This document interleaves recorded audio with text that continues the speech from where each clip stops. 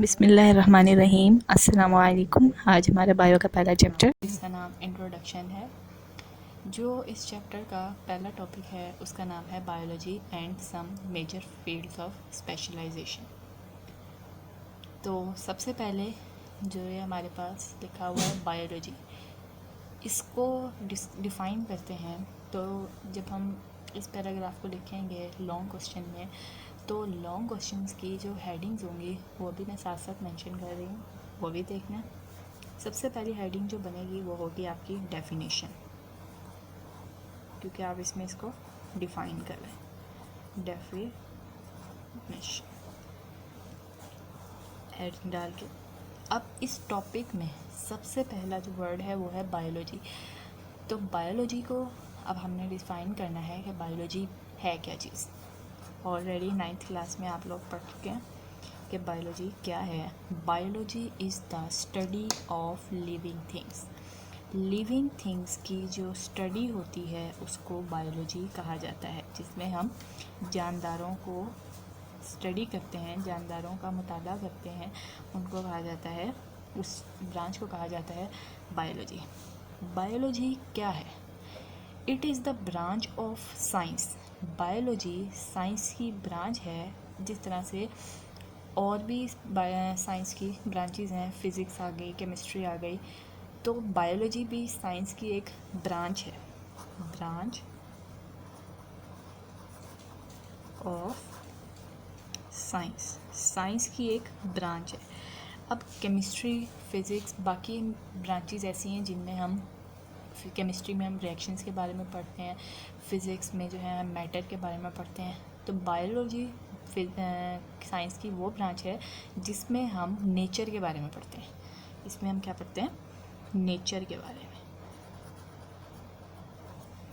It is the branch of science and like other sciences, it is the way of understanding nature. Nature को समझने का जो हम मुताला करते हैं वो हम बायोलॉजी में करते हैं। अब बायोलॉजिस्ट जो होते हैं वो क्या काम करते हैं? वो साइंटिस्ट जो बायो को स्टडी करते हैं वो कहलाते हैं बायोलॉजिस्ट। तो हमारे जो बायोलॉजिस्ट हैं, बायोलॉजिस्ट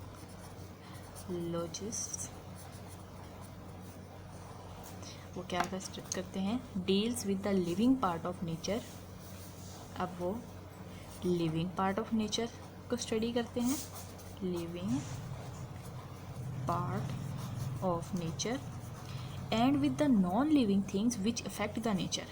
और उन गैर जानदार नॉन लिविंग थिंग्स को भी स्टडी करते हैं, नॉन लिविंग थिंग्स को स्टडी करते हैं जो कि नेचर पे असरअंदाज करते हैं, विच अफेक्ट्स द नेचर।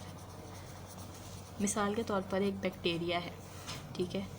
अब हम बायोलॉजिस्ट जो हैं वो देखेंगे कि बैक्टीरिया जो है वो ह्यूमन बीइंग्स या जो जानदार चीज़ें हैं उनकी ज़िंदगी में क्या किरदार अदा कर रहा है, ठीक है।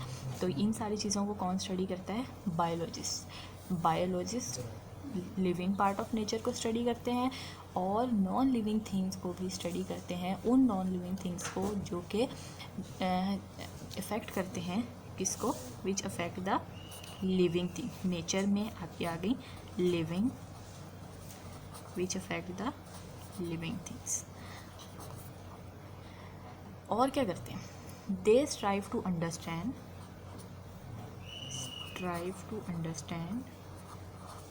they strive to understand, explain करते हैं, समझाते हैं, बयान करते हैं, इंटीग्रेट, तफसीलन बयान करते हैं, and describe the natural world of living thing.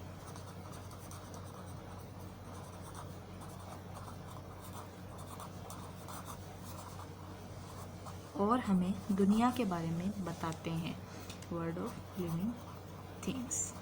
जैसे ज़मीन के बारे में हो गया, दूसरे प्लैनेट्स के बारे में हो गया, ठीक है। The literal meaning of biology is the study of life. इसका जो लिटरल मीनिंग है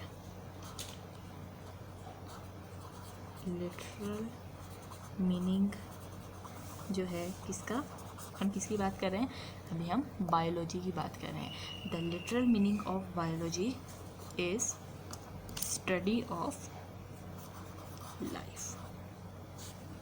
आगे हम आ जाते हैं मीनिंग ऑफ बायोलॉजी। अब दूसरे इसकी जो आपने हेडिंग देनी है वो आपकी होगी मीनिंग ऑफ बायोलॉजी। ये क्या है, इसकी सेकंड हेडिंग है। इसको आपने अंडरलाइन करना है स्केल से, इस तरह से आपने इसको अंडरलाइन कर लेना। अब इसमें क्या हमें बताया जा रहा है, इट इज़ वेरी डिफ़िकल्ट, बहुत मुश्किल है कि ज़िंदगी को बयां, it is very difficult to define life. ज़िंदगी को डिफ़ाइन करने का, उसको एक्सप्लेन करने का काम जो है ये बहुत मुश्किल है, very difficult to define life, define life. There are certain aspects of life that lie beyond the scope of science of biology. Like the answer to the question, बहुत से सवाल पूछे जाते हैं बायोलॉजी के बारे में। बायोलॉजी के अंदर जो है, जब हम उसको स्टडी कर रहे होते हैं तो उसमें बहुत से सवाल पैदा होते हैं कि what is the meaning of life, ज़िंदगी का क्या मतलब। अब क्या होते हैं, ये क्वेश्चंस होते हैं। पहला हुआ आपका what is the meaning of life, ज़िंदगी का क्या मकसद है। Of life, why should there be life, ज़िंदगी क्यों है देयर बी लाइफ। और ये वो सवाल हैं जो अमूमन बायोलॉजिस्ट से नहीं पूछे जाते हैं। ये वो सवाल हैं जो या तो फ़िलोसफर से किए जाते हैं या ये थियोलॉजियंस से किए जाते हैं। बायोलॉजिस्ट का काम क्या होता है, बायोलॉजिस्ट जो है वो ज़िंदगी में क्या कुछ हो रहा है, कि हमारी बॉडी के अंदर कौन से प्रोसेसेस हो रहे हैं, वो उन बायोलॉजिस्ट का काम सिर्फ ये होता है। बायोलॉजिस्ट का काम क्या है, बायोलॉजिस्ट जो हैं वो, उनका काम क्या है, डील करते हैं वो द मैटर,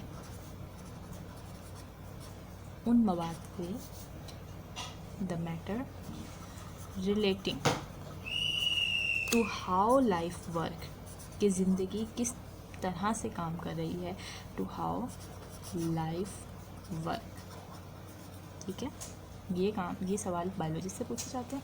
और जो इस तरह के सवाल हैं ये किससे पूछे जाते हैं, ये या तो फिलोसफर्स या थियोलॉजियंस। ठीक है, अच्छा जी। अब आगे जो हम पढ़ रहे हैं वो बहुत ही इम्पॉर्टेंट आपका शॉर्ट क्वेश्चन भी है और ये लॉन्ग क्वेश्चन की भी एक बहुत ही इम्पॉर्टेंट हेडिंग है। तो इसकी हेडिंग जो है उसको आप देंगे कैरेक्टरिस्टिक्स ऑफ लाइफ, उसको भी इसी तरह से ही आपने अंडरलाइन कर लेना है। तो अब जो आपने हेडिंग देनी है, थर्ड हेडिंग, वो होगी आपकी कैरेक्टरिस्टिक्स ऑफ लाइफ।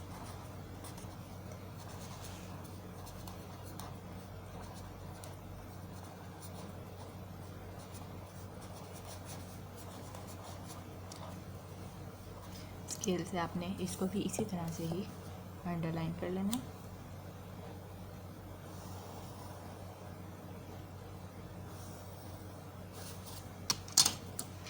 अब करैक्टरिस्टिक्स जो हैं, बायोलॉजिस्ट ने बहुत सी करैक्टरिस्टिक्स बनाई हैं जिनमें आपकी आ जाती है कि लिविंग थिंग्स को नॉन लिविंग थिंग्स से ऐसी करैक्टरिस्टिक्स बनाई हैं, यानी ऐसे मेजर पॉइंट्स हमें बताए हैं कि जिनमें आपको पता चल सके कि लिविंग थिंग्स और नॉन लिविंग थिंग्स में क्या डिफरेंस है, उनको किस तरह से अलग अलग किया गया है। तो उसके लिए पहली जो है लिविंग ऑर्गेनिजम्स की हम करैक्टरिस्टिक्स पढ़ रहे हैं, यहाँ पे नॉन लिविंग्स की नहीं पढ़ रहे हैं। तो लिविंग थिंग्स की करैक्टरिस्टिक में पहला क्या है, living organisms are highly complex पहले आप लिख लें highly organised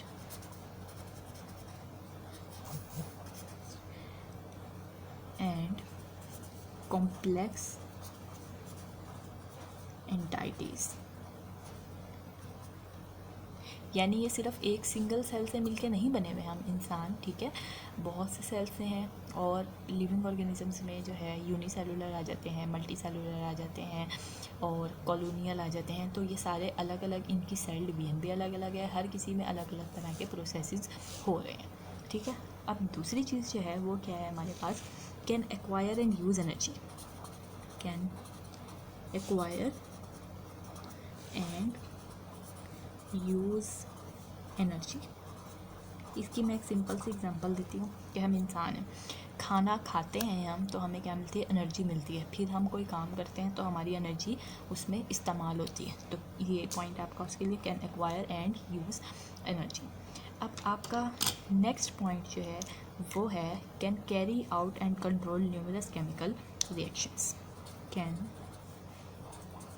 carry out and control numerous chemical reactions। हमारी बॉडी में सिर्फ एक रिएक्शन नहीं हो रहा, सिर्फ एक प्रोसेस नहीं हो रहा है। हम खाना खाते हैं, ठीक है, उसकी जो ब्रेक डाउन होती है, पूरा डाइजेस्टिव सिस्टम जो है वो अलग काम कर रहा है, हमारे रिस्पायरेटरी सिस्टम जो है वो अलग काम कर रहा है। तो हर एक सिस्टम का, हर एक ऑर्गन का अपना अपना काम होता है, वो दूसरे पे काम अपना नहीं डालते, वो अपना अपना काम खुद करते हैं। तो हमारी बॉडीज़ के अंदर, यानी लिविंग ऑर्गेनिजम्स की बॉडीज़ के अंदर क्या होते हैं, उनके काम उनके ज़िम्मे होते हैं, उन्होंने कैरी किए होते हैं अपने काम, और उनको वो अपनी मुनासिब जब, यानी जिस प्रोसेस की जब ज़रूरत होती है उसको उस वक्त इस्तेमाल करते हैं। Can grow in size.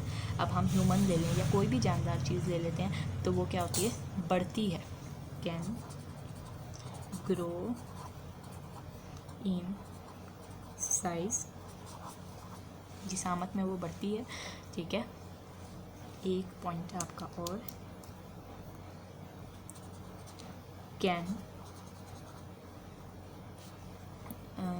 maintain a fairly constant internal environment। maintain a fairly constant internal environment।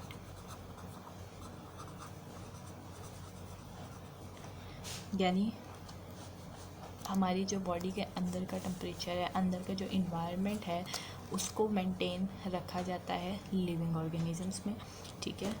अगर ज़्यादा होगा तब भी हम उसका, हमें पता चलेगा, ठीक है, कम होगा तो भी पता चलेगा, ठीक है। अब आगे है produce offsprings. Produce offsprings यानी कि अपनी नस्ल को भी आगे बढ़ाते हैं। Produce offsprings similar to themselves, अपनी तरह की।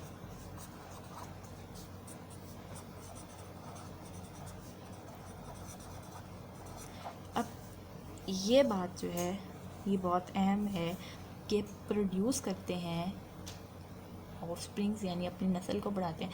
अब इंसान है, उनके बच्चे इंसान ही पैदा होंगे, जानवर हैं, उनके बच्चे जानवर ही पैदा होंगे। तो सिमिलर टू देमसेल्व्स का मतलब यहाँ पे यही है। अब आगे हमारे पास जो है लास्ट 9th वन है, respond to change in their environment. Respond to change in there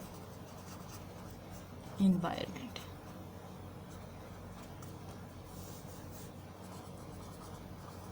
यानी जब सर्दी होगी तो हमें, मतलब हमारी बॉडी, हमें फ़ील होता है, हमारे अंदर फीलिंग्स है, इसका ये मतलब है respond to change in their environment. जब गर्मी होगी हमें गर्मी महसूस होगी, जब सर्दी होगी, ठीक है, तो हमें सर्दी महसूस होगी। तो ये थी करैक्टरिस्टिक्स, ठीक है। अब अगली लाइन जो है, अगला सेंटेंस जो है वो ये है कि आपके अंदर, यानी जिसके अंदर ये तमाम करेक्टरिस्टिक्स होंगी, इन करेक्टरिस्टिक्स की बदौलत जो है हम लिविंग थिंग्स और नॉन लिविंग थिंग्स को अलग अलग कर सकते हैं। तो ये थी इसकी करेक्टरिस्टिक्स। आगे फिर हम इसकी ब्रांचेस और डोमेन्स पढ़ेंगे।